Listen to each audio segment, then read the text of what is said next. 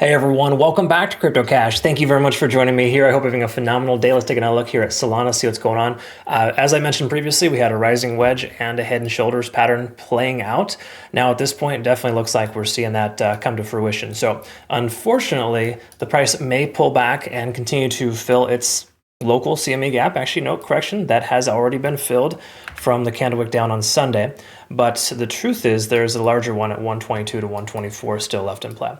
Either way, that's not the reason why the price is pulling back. That's just incentive for the price to continue lower. But we do also have this support range here. Just bear in mind, there's a lot of support in the upper 120s to low 130s. Okay, so that's just a worst case scenario. I don't think we're going to go too much lower, but if Bitcoin does run towards 90,000, then I do think that the low 130s makes a lot of sense. So we'll talk about that. Either way, we are short on Solana and Ethereum right now, including Bitcoin.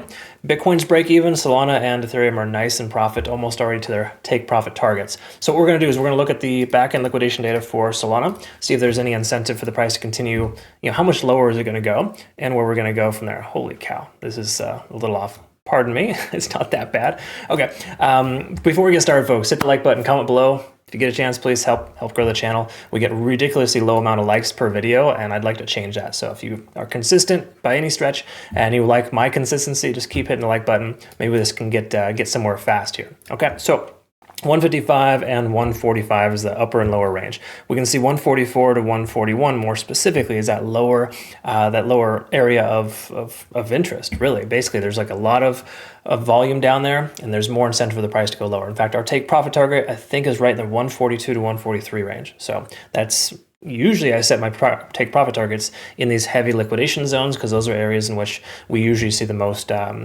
volatility, most volume. So all that being said, it would make sense for the price to come down to the low 140s at the very least. And if Bitcoin continues lower like I'm expecting, then I do feel like the 130 to 135 range is still on the menu. Okay, so taking a look here. Excuse me, liquidation delta has shifted here. This shifted sometime over the weekend, but I don't know if you saw this, but from Bitcoin on Friday, Bitcoin had $35 billion in liquidation long delta, basically implying there's way too many longs leading to the weekend. Now it's at 4 billion and it's coming down, it's getting closer to break even.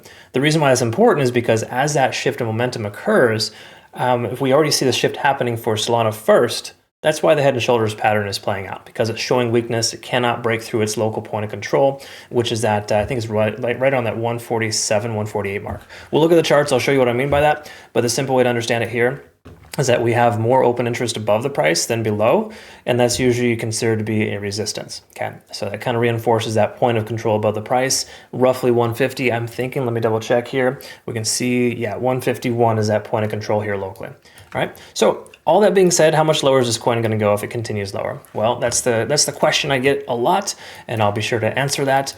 Also, future reference, thank you to all those who have been really liking and enjoying the short videos I've been making. They're a lot of fun, and it's been a much more enjoyable situation. So good feedback there. Thank you again, everybody, for that. Don't forget to like those too. It really helps grow the channel. So Solana daily time frame, what we're looking at here is a good bullish type of conversion. So I just got to clarify here. We're still above all moving averages. We have a lot of good momentum on the daily time frame. So do I think we're going to go to the ground floor or to 110, 105 with Solana in the near future? Definitely not. So Bitcoin really has to break 90,000 and go a lot lower to see that happen. From our macro perspective here, our point of control is roughly 126. That's the largest amount of volume we have. Secondary to that is 139. So I really feel if we start entering the low low 140s, upper 130s, we're going to start seeing some buying pressure. Okay, and that just people are going to want to defend their position. That's essentially where we're at. But the truth is, stochastic swinging down, MACD's diverging, it hasn't diverged yet, but it's on its way. And then, of course, stochastic and money flow index pulling back. Those are all generally unfavorable signs. Just slight shifts in momentum is what they are.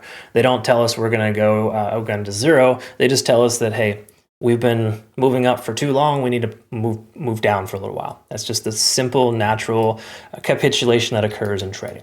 All that being said, the 4-hour time frame, we look at this here. We lost a 20. We're under the 50-day SMA. These are generally unfavorable signs for the price to recover instantly and continue higher. Granted, we have a lot of support here in this range, about 147. But if we close below that today, 147, 151, those will be the new resistance levels for us. Okay, so even though I I'm leaning more towards Solana doing very well here in this next cycle.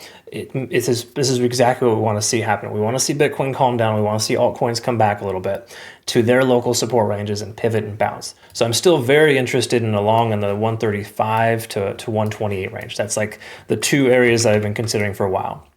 So if you're hearing me now, don't think that this guy's just a permanent bear. Absolutely not. While I was a little early to the party, if you will, late Thursday, Friday, I was mentioning we're going to pull back and it continued to go higher over the weekend. That was just kind of that last little fake out to trap late longs. So now that we're here, we're under 50 on the RSI. This is just kind of standard territory for a shift in momentum to the downside. How long is it going to last? It's too early to say, but I really think we're going to have a lot of support in the low 130s. So I'm heavily interested still in a long position between 128 and 136. Between now and then, I do personally feel like we're going to see the low 140s at first. And it all depends on Bitcoin, but if Bitcoin continues to run towards 90K, then I think the low 130s makes more sense. So that's pretty much all we got here. If we look at the hourly time frame, we're going to confirm that we have this shift in momentum. We're now below the cloud, which doesn't mean too much when we're range bound. We're still technically range bound, but once we break this lower range here, as soon as we break free from just say 144, 145, then there's a good chance we're going to see a continuation lower.